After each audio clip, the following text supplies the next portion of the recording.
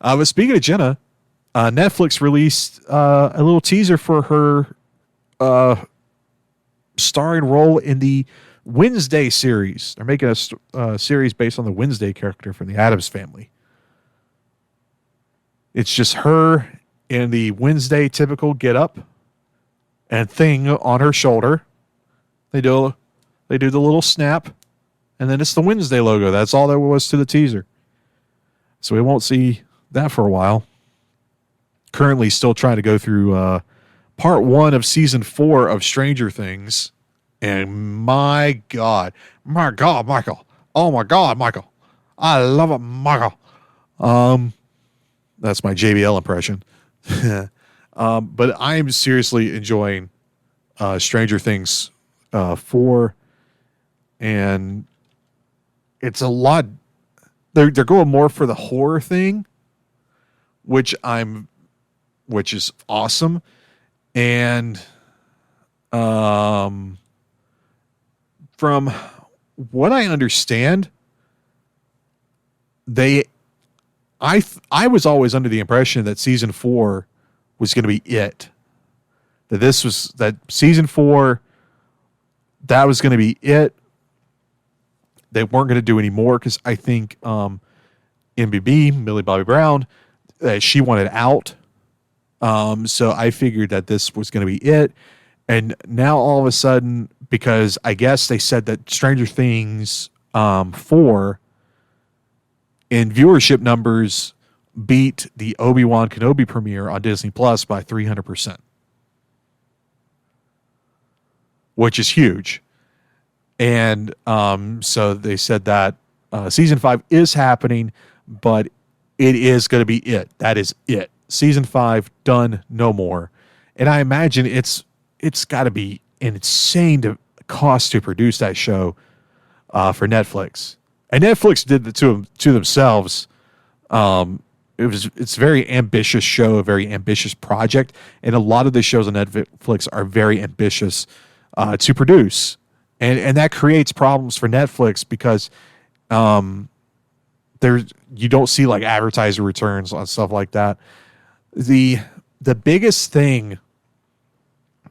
problem that I have with Netflix is the binge part of it, and other streaming platforms have realized that you can still do the weekly release like you would on traditional television.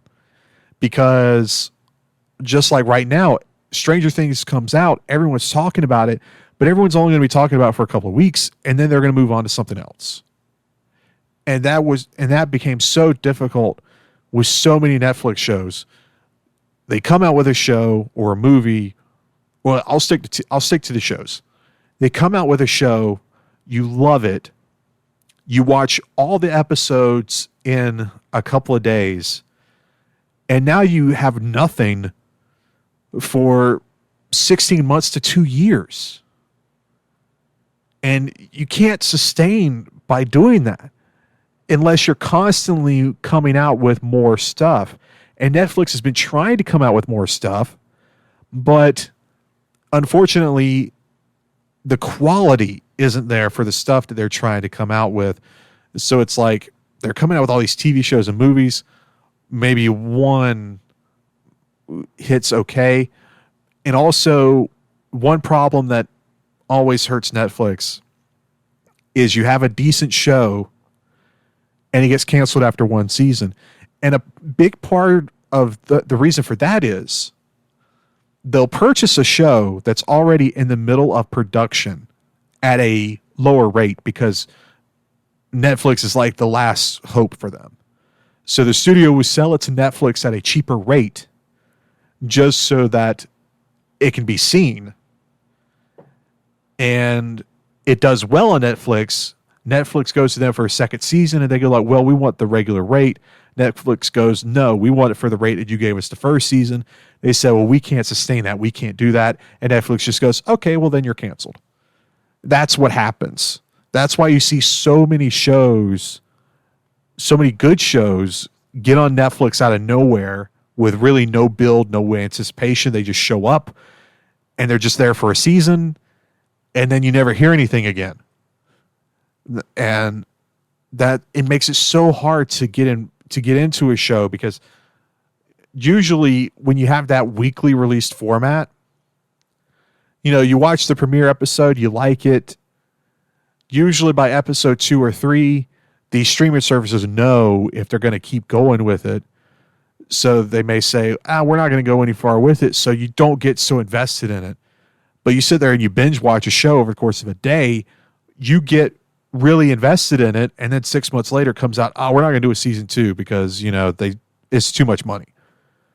And it's like, well, what the hell? And that chased a lot of people off of Netflix when it came to their original stuff. And they just started flooding. I don't know about other people's Netflix, but my Netflix, my recommended, has been flooded with just bad documentaries. Just flooded with just terrible, mediocre documentaries that take forever to get to the point. They take forever. It's like a 6-hour documentary series, but the meat of what you actually want to get to is like tucked into a nice 20-minute little packet at the very end. And it's just one of my favorite things on Netflix was the docu-series about the guy that released the video of him killing cats. And the lady that was basically like the focal point of all the talking parts, she was like, did we create this? Because people like him are just craving attention. Did I contribute to something like this? And then she just stares into the camera and goes, are you responsible? Just calls out everybody watching the documentary. Like, hey, you fuckers, this is your fault too. You contributed to this. You contributed to this sick bastard killing cats online. And I was like, whoa. Just right to the heart. Just right to the heart. Ugh.